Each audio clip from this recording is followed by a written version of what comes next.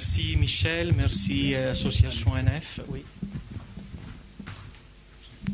Donc en fait, j'ai cherché dans mes diapos ce matin, j'ai réalisé que c'est la 5e fois que je participe à ces journées. La première fois, c'était en 2004.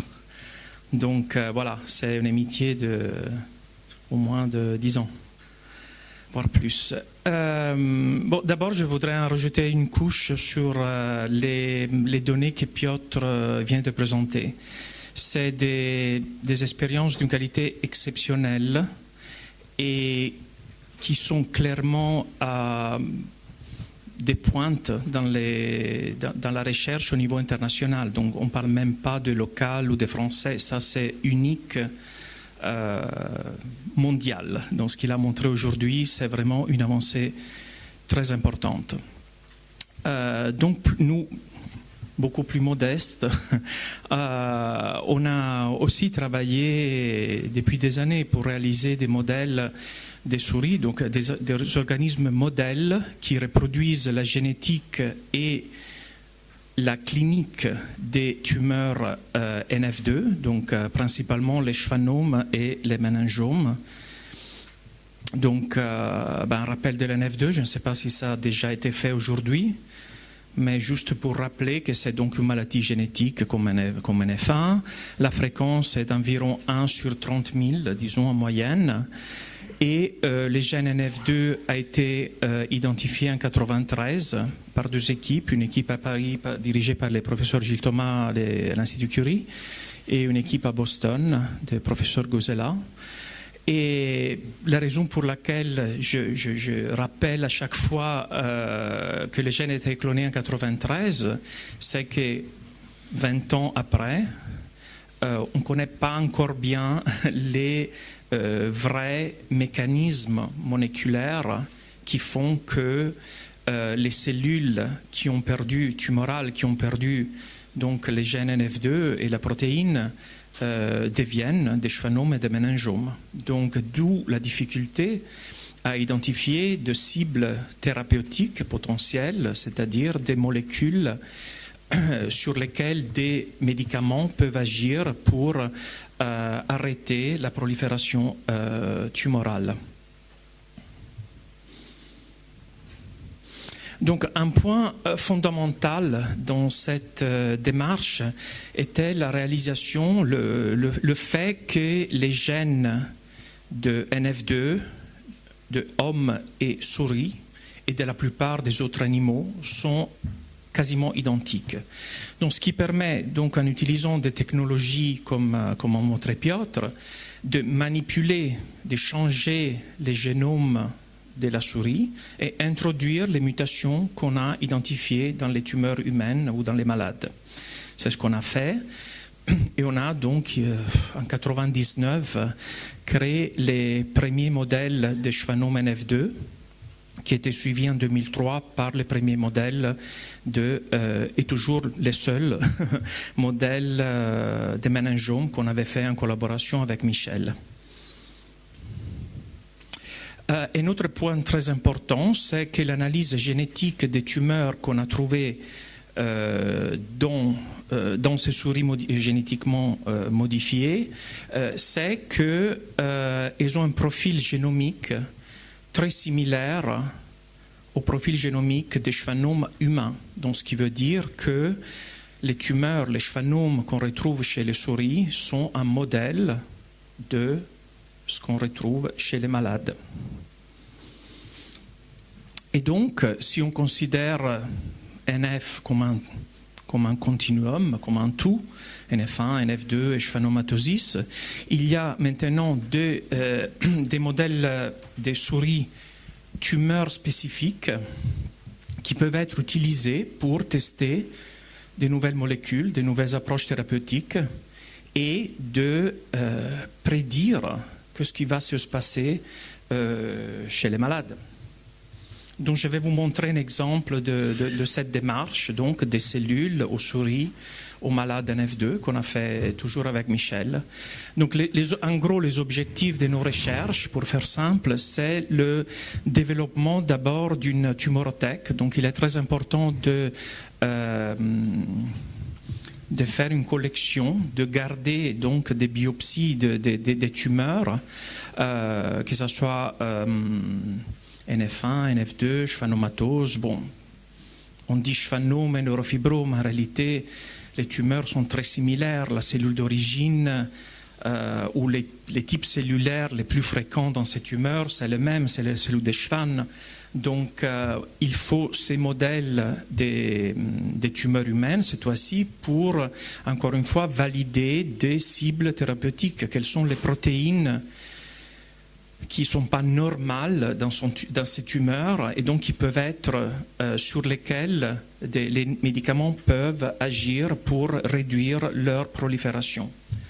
D'autre part, on a développé donc ce qu'on appelle une plateforme préclinique, donc c'est cette collection de modèles de souris que selon la tumeur, le type tumoral qui nous intéresse, les molécules qu'on a identifiées, on peut dire ok, on utilise cette molécule sur cette souris-là et on voit si d'abord si elle est bien tolérée et deuxièmement si il y a un effet pour contrôler, réduire ou stabiliser la prolifération des tumeurs.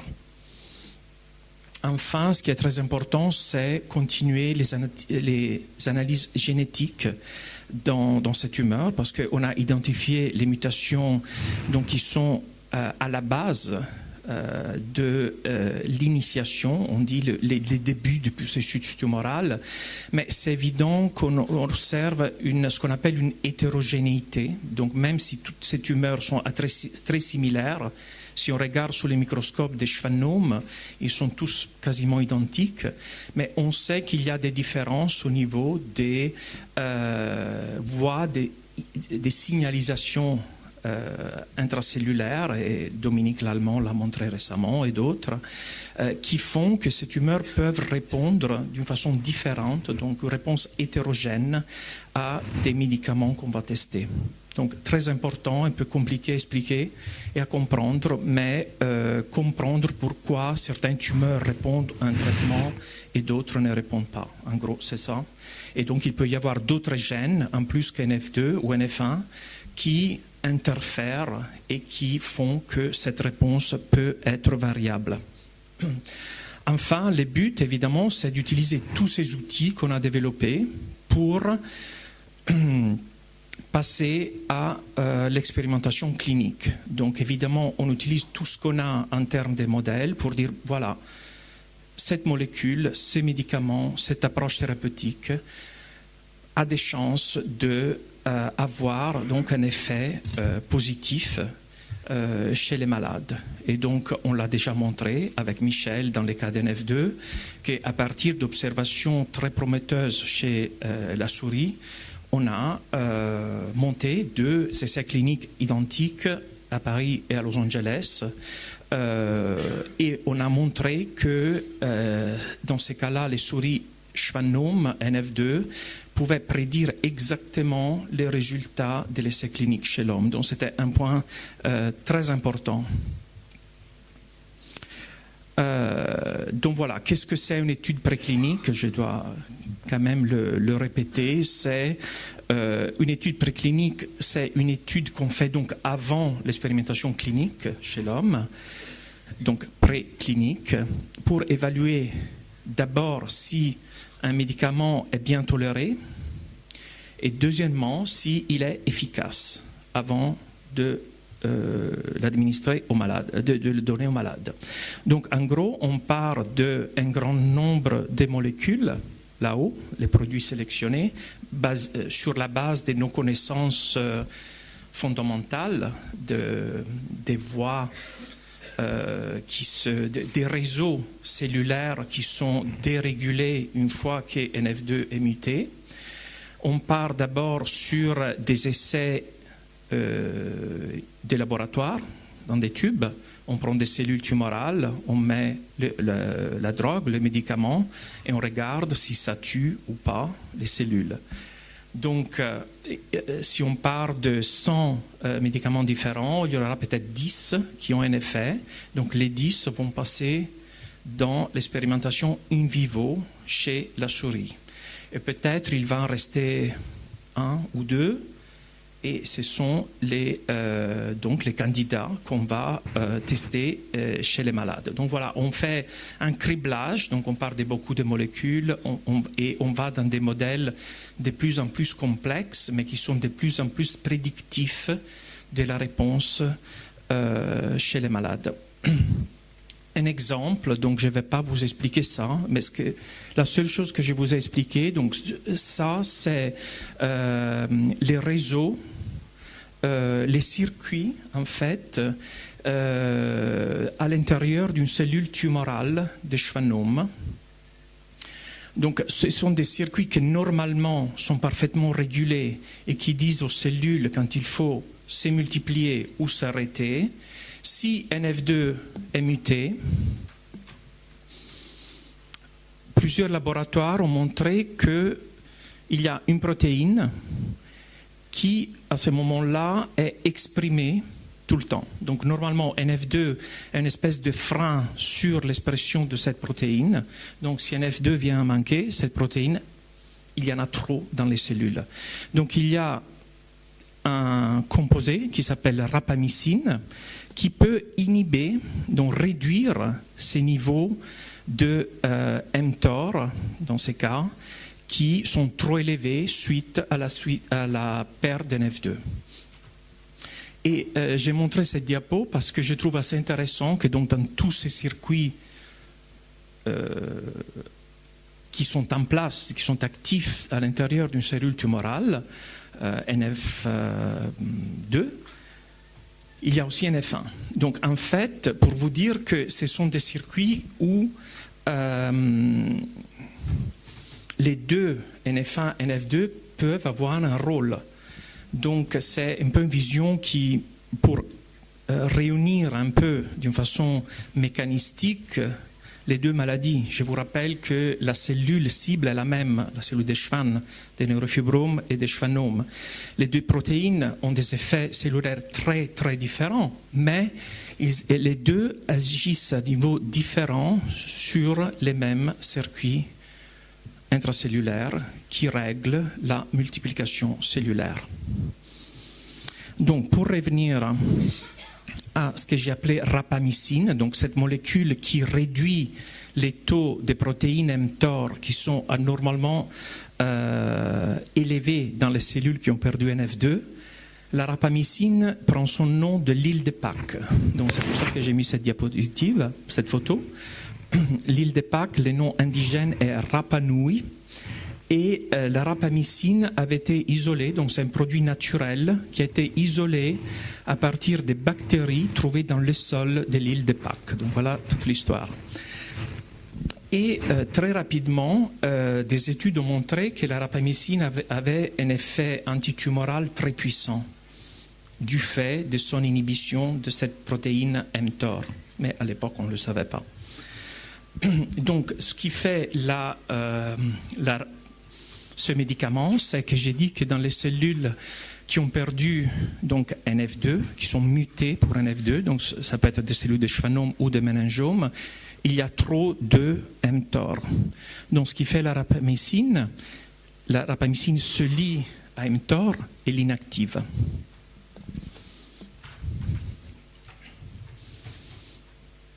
Donc voilà, les premiers résultats qu'on a eus avec Michel, c'était, et qu'on a publié en 2014, c'était qu'on a donné la rapamycine pendant 12 mois, un an entier, à des souris NF2. Donc c'était les premiers essais précliniques, que ce soit NF1 ou NF2, qui étaient faits sur une période de 12 mois. Mais évidemment, les tumeurs NF2, c'est des tumeurs bénignes, donc des tumeurs chez l'homme qui poussent très très lentement. Et donc on voulait un modèle qui reproduise cette cinétique des croissances, qui n'est pas comme la croissance des tumeurs malignes du cerveau, par exemple. C'est quelque chose de complètement différent. Donc cette souris est un bon modèle de cette croissance très lente et bénigne des schwannomes humains. Donc on a donné la rapamycine pendant 12 mois, une fois par jour, 5 jours sur 7 et une fois par semaine, entre 14 et 50 semaines. Et le résultat important, ce qui est important en fait à comprendre, c'est qu'on a montré que dans les souris qui étaient traitées, donc la ligne en rouge, les tumeurs étaient ralenties. Donc une tumeur, pour rejoindre le même volume, il fallait 7 mois de plus que dans les cellules, dans les souris qui n'étaient pas traitées. Donc ces résultats suggéraient que la rapamycine ne faisait pas disparaître les tumeurs, ne faisait même pas trop réduire des volumes, mais elle pouvait les arrêter, donc freiner la croissance. Donc ça, c'est le premier résultat du modèle animal. Le deuxième résultat, c'est qu'on a montré qu'une fois, donc quand on traitait les souris, les tumeurs restaient très petites. Une fois qu'on arrêtait les traitements, ça c'est les non traités, donc là ça poussait. Les traités, ça ne poussait pas. Une fois qu'on arrêtait les traitements, ça poussait. Donc c'était une observation très importante parce que ça nous disait qu'il ne s'agissait pas d'un effet cytotoxique, donc les médicaments ne tuaient pas les cellules et les arrêtaient seulement. Une fois qu'on enlevait cette inhibition, les tumeurs poussaient à nouveau. Et donc ça nous a permis de prédire d'une certaine façon ce qui se passerait chez l'homme. Mais évidemment, si je pose la question aux patients en F2 et je demande est-ce que ça vous va si vos tumeurs ne sont pas réduites en volume mais elles arrêtent de pousser, la réponse est oui, évidemment, parce que moins de risques de perte d'audition, de compression sur d'autres structures vitales du cerveau, etc. Donc pour nous, le fait d'induire une stabilisation, c'était un succès. Ça pouvait représenter un bénéfice en termes d'amélioration de la qualité de vie, par exemple. Et donc l'étude préclinique chez la souris a tout de suite été suivie par l'étude clinique. Donc on a traité 10 malades à Paris et 10 malades à Los Angeles et les résultats sont quasiment identiques.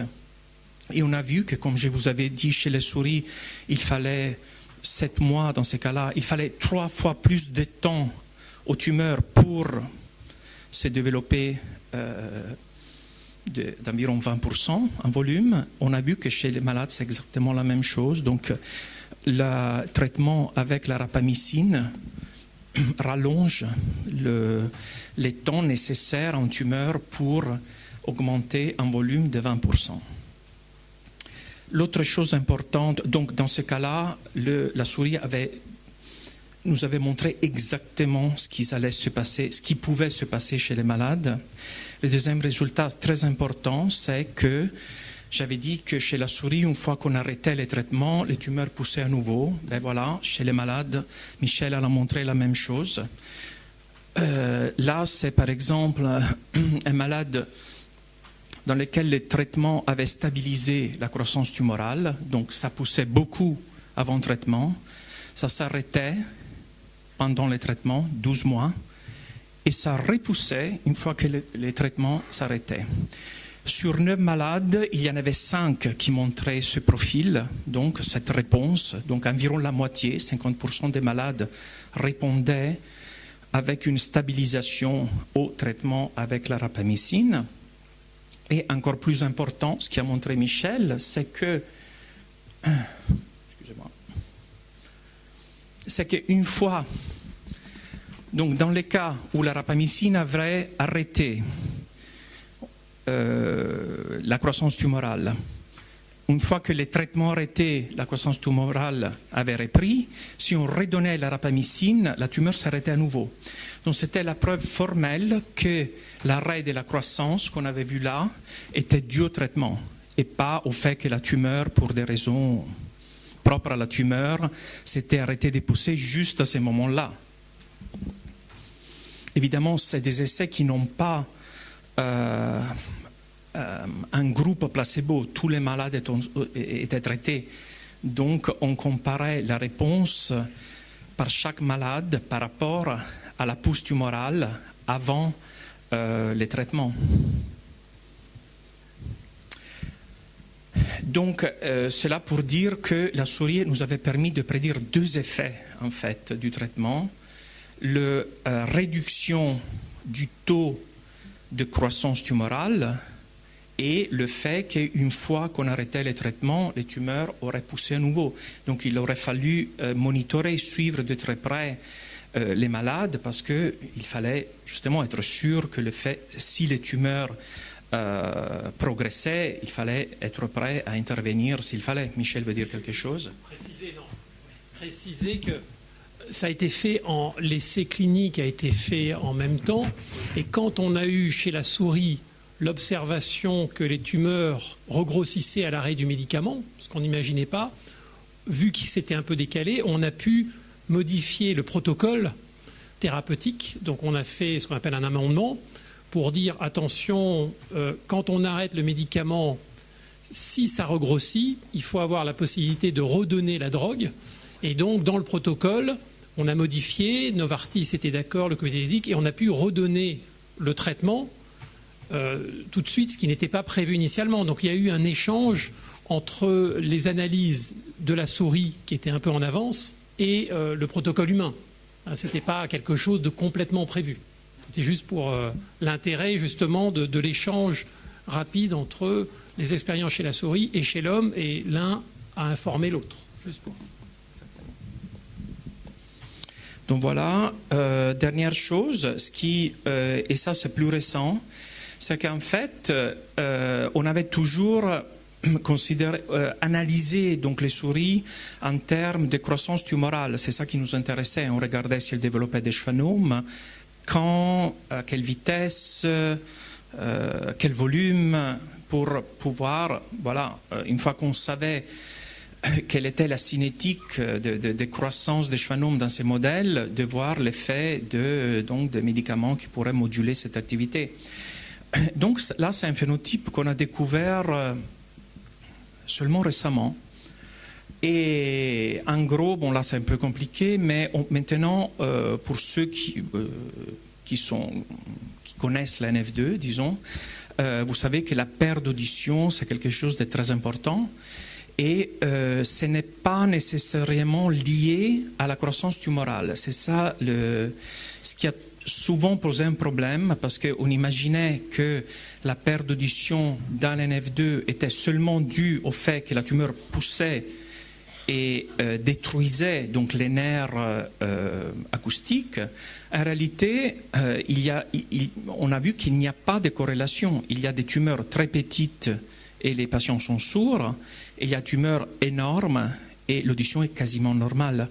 Donc c'est évident que la croissance tumorale n'était pas le seul facteur pour expliquer la perte d'audition chez les malades NF2.